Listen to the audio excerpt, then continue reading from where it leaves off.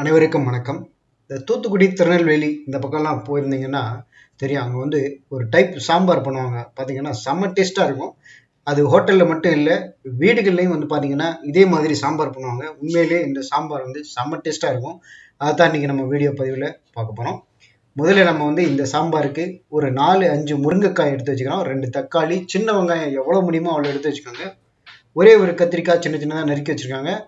பூண்டு ஒரு 10 பல்லு உரிச்சு தனியாக எடுத்து வச்சுக்கோங்க. இப்போ வந்து ஒரு பாத்திரத்தில் நம்ம வந்து சமையல் எண்ணெய் ஊற்றிட்டு அதில் கடுகு, வெந்தயம், கொஞ்சமாக உளுத்தம்பருப்பு, ஒரு கொத்து கருவேப்பிலை போட்டு நல்லா வெடிக்க விட்டுட்டு அதில் பூண்டு உரிச்சு வச்சிருக்கிற பூண்டை அதில் போட்டு லேசாக வதக்கிட்டு அடுத்ததாக வந்து பார்த்திங்கன்னா இதில் தக்காளி, கத்திரிக்காய், வெங்காயம், நறுக்கி வச்சிருக்கக்கூடிய இந்த சாம்பாருக்கு தேவையான காய்கறிகள், முருங்கைக்காயை தவிர மற்ற எல்லாத்தையும் இதில் போட்டு லேசாக ஒரு ஃப்ரை பண்ணிக்கிறோம்.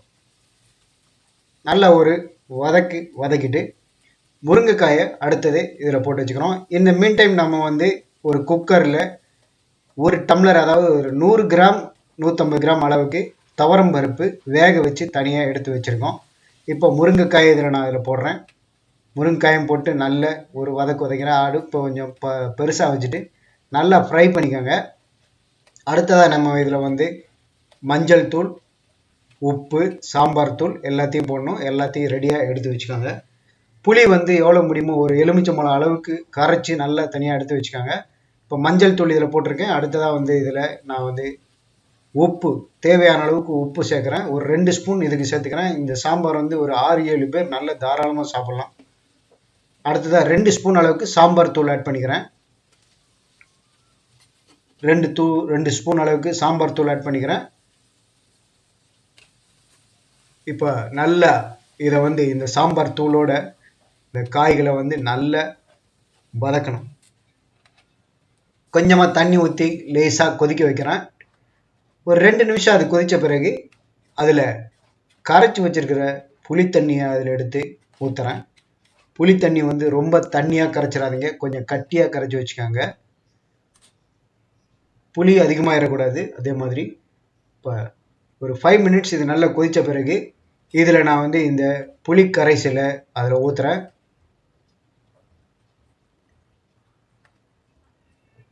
ஒரு 5 மினிட்ஸ் அடுப்பை நல்லா பெருசாக வச்சுட்டு நல்லா கொதிக்க விடுங்க. ஒரு தட்டு போட்டு மூடிடுங்க. இந்த காய்கள்லாம் நல்லா வெந்துடும். வெந்த பிறகு ஒரு 5 மினிட்ஸ் கழித்து நான் வந்து இதில் பருப்பு கரைசலை அதில் ஊற்றணும். கொஞ்சமாக பெருங்காயத்தூள் ஆட் பண்ணிக்கோங்க. நல்ல வாசனையாக டேஸ்ட்டாக இருக்கும். இப்போ வந்து பருப்பு நல்லா எடுத்து கரைச்சி வச்சுருக்கேன். இப்போ பருப்பையும் அதில் நான் ஊற்றிடுறேன். வேக வச்சு வச்சுருக்கிற பருப்பையும் அதில் கொட்டிடுறேன். கொஞ்சமாக தண்ணி சேர்த்துட்டு இதில் வந்து ஒரு 10 நிமிஷம் நல்லா கொதிக்க விடுங்க. 10 மினிட்ஸ் நல்லா கொதிச்சிருச்சு அப்படின்னா இந்த சாம்பார் ரெடி. இது வந்து பார்த்தீங்கன்னா தூத்துக்குடி, திருநெல்வேலி இந்த பக்கம் போயிருந்தீங்கன்னா அங்கே சாம்பார் இந்த மாதிரி பண்ணுவாங்க. செம்ம டேஸ்ட்டாக இருக்கும். இது இட்லிக்கு மட்டும் இல்லை, சுட சுட சாத்தில் நெய் ஊற்றிட்டு இந்த சாம்பாரையும் ஊற்றி சாப்பிட்டோம் அப்படின்னா செம்ம டேஸ்ட்டாக இருக்கும். மேக்ஸிமம் வந்து பார்த்தீங்கன்னா சண்டே ஸ்பெஷல் இந்த மாதிரி சாம்பார் தான்.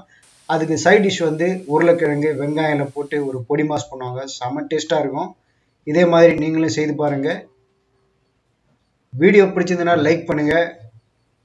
எல்லாருக்கும் இந்த வீடியோவை ஷேர் பண்ணுங்கள். மறக்காமல் அடுத்தடுத்த இது போன்ற சமையல் வீடியோக்களுக்கு, வெஜிடேரியன் சமையல் வீடியோக்களுக்கு நம்ம PS in Kitchen யூடியூப் சேனலை சப்ஸ்கிரைப் பண்ணுங்கள். நன்றி.